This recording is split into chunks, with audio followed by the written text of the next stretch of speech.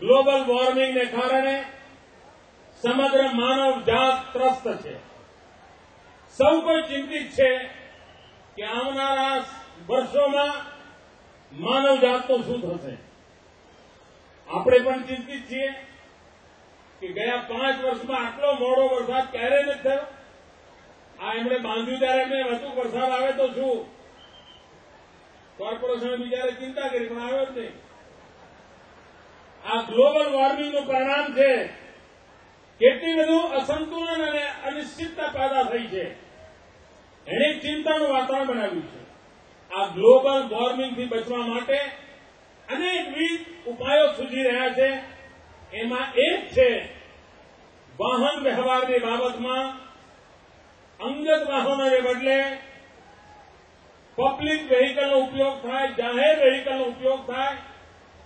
લોકો ઓછામાં ઓછી પોતાની ગાડીઓ વાપરે, ઓછામાં ઓછા પોતાના સ્કૂટર વાપરે, ઓછામાં ઓછા પેટ્રોલ બળે, ઓછામાં ઓછો કાર્બન પેદા થાય અને માનવજાતની સેવા કરવાનું કામ થાય. સુવિધા પણ જળવાય અને સંકટમાંથી બચવાનો ઉપાય પણ થાય. એ મૂળ હેતુથી જનમાર્ગ બીઆરટીએસની આપણે યોજના કરી. આ બીઆરટીએસની યોજનાએ અમદાવાદને આ સફળ પ્રયાસને સમગ્ર હિન્દુસ્તાનની આબરૂમાં ઉમેરો કરવાનું કામ કર્યું છે. મિત્રો, હું બહુ જાણી જોઈને શબ્દ પ્રયોગ કરું છું. સમગ્ર હિન્દુસ્તાનની આબરૂમાં ઉમેરો કરવાનું કામ અમદાવાદની બીઆરટીએસ જનમાર્ગ યોજનાએ કર્યું. દુનિયાની આ ક્ષેત્રે કામ કરનારી લગભગ બધી જ સંસ્થાઓએ એને એવોર્ડથી નવાજી છે. એક સફળ પ્રયોગ થયો છે. ગ્લોબલ વોર્મિંગથી માનવજાતને બચાવવા માટેનો ઉમદા પ્રયાસ થયો છે. એને વધારે સુવિધાજનક બનાવવા માટે બીઆરટીએસ સુધી જવા માટે પણ લોકોને પોતાના ઘરેથી જો યોગ્ય પબ્લિક વ્હીકલ મળી રહે તો એ બીઆરટીએસનો ઉપયોગ કરવા માટે આતુર છે. આપણે જોયું છે કે બીઆરટીએસે સામાજિક, આર્થિક દૂરીઓને પણ કમ કરી છે. સમાજના અનેક પ્રતિષ્ઠિત લોકો બીઆરટીએસમાં પ્રવાસ કરે છે.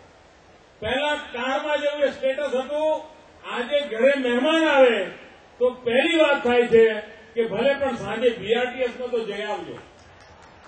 અમીર ઘરાનાઓમાં અમદાવાદમાં બીઆરટીએસમાં જઈ આવજો એવું એક કૌતુક ઉભું થયું છે.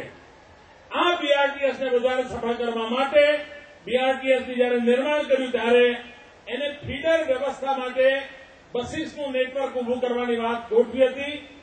આજે એ કામનો આરંભ થઈ રહ્યો છે. 145 જેટલી ફીડર બસો જે લોકોને બીઆરટીએસના બસ સ્ટેશન સુધી લાવશે અને બીઆરટીએસમાં ઉતરેલા લોકોને બસ સ્ટેશન પરથી ઉતારીને એમના ઘર તરફના નજીકના માર્ગે લઈ જશે. એવી 145 નવી ફીડર બસોનો આજે આરંભ થઈ રહ્યો છે. આને કારણે ખાનગી વાહનો વગર પણ ખૂબ ઝડપથી, મને તો સરકારમાં વ્યવસ્થા પ્રમાણે આગળ સાયરન વગાડતી ગાડી હોય, રસ્તો સાફ કરેલો હોય, તેમ છતાંય મને જે રસ્તા પર જતા 30 મિનિટ લાગતી હતી, હું કોઈ વાર બીઆરટીએસમાં ગયો તો એ રસ્તો મેં 18 મિનિટમાં પાસ કર્યો. ટ્રાફિકની સમસ્યાઓથી મુક્તિ આ બીઆરટીએસનો ઉપયોગ, અને આપણે બધા પક્કા અમદાવાદી લોકો છીએ.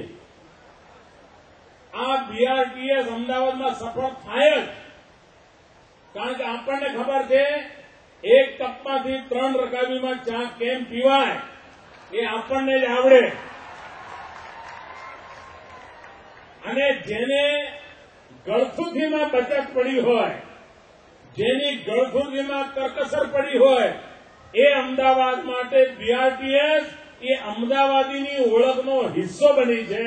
આધુનિક અમદાવાદીનું રૂપ એ આ બીઆરટીએસ બની છે. એનો લાભ થવાનો છે.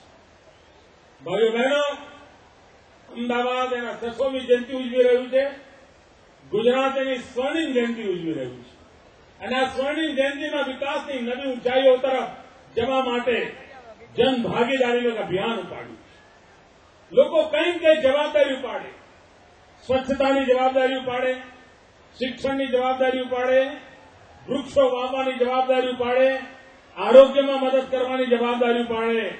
અને મેં નવજવાને કહ્યું છે કે 100 કલાકનું સમયદાન સ્વર્ણિમ જયંતિ વર્ષમાં ગુજરાતનો કોઈ એવો જવાનીઓ ન હોય કે જેણે 100 કલાક સમાજ સેવા ન કરી હોય. પોતે જ પોતાની રીતે સમાજ કાર્ય નક્કી કરે, પોતે જ કામે લાગે અને 100 કલાક પૂરા થાય મને પોસ્ટકાર્ડ લખીને કહેજો કે સાહેબ મેં આ 100 કલાક આ કામ કર્યું હતું. 12 મહિનામાં 100 કલાક. આવનારી 1 મે સુધીમાં ગમે ત્યારે અઠવાડિયામાં 5 કલાક, 7 કલાક, 2 કલાક, 3 કલાક તો પણ 100 કલાક થઈ જાય.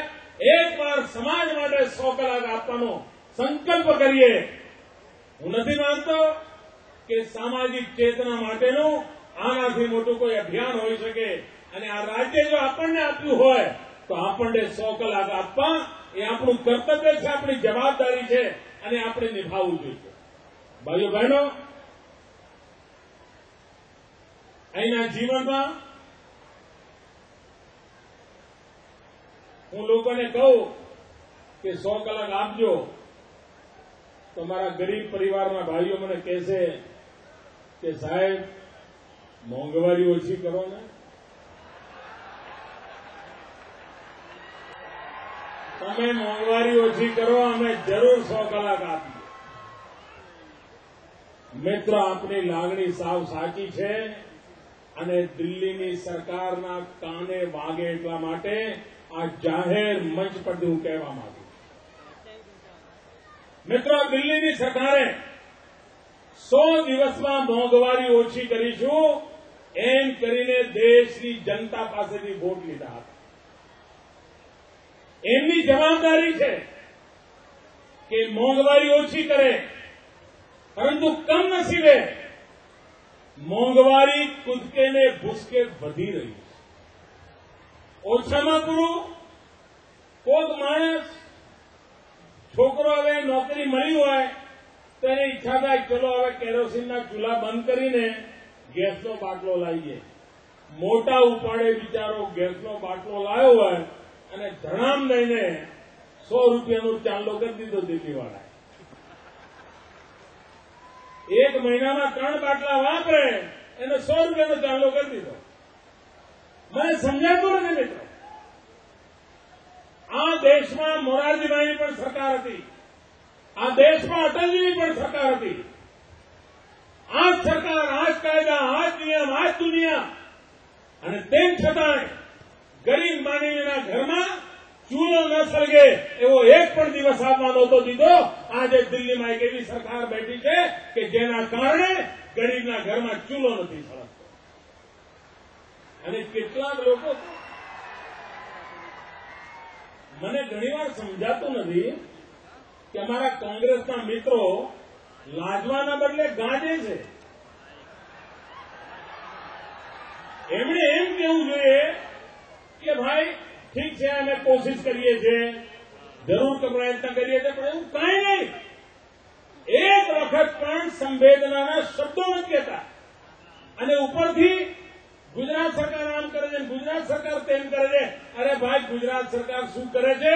આ જનતા જનાર્દનનો મિજાજ બતાવે છે આ સરકાર શું કરે છે. જેમને જનતાએ ફેંકી દીધા છે એમના પ્રમાણપત્રોની મને જરૂર નથી. મને આ જનતા જનાર્દનનું પ્રમાણપત્ર પૂરતું છે. હું જોઉં છું મિત્રો કે બ્રિજ સુધી મને માથા જ માથા દેખાય છે. આટલી મોટી વિશાળ જનમેદની, પ્રજાનો પ્રેમ, એની સાથે આશા જોડાયેલી છે. લોકોના મનમાં એક અપેક્ષા પડી છે. ગરીબ માનવીને શું જોઈએ?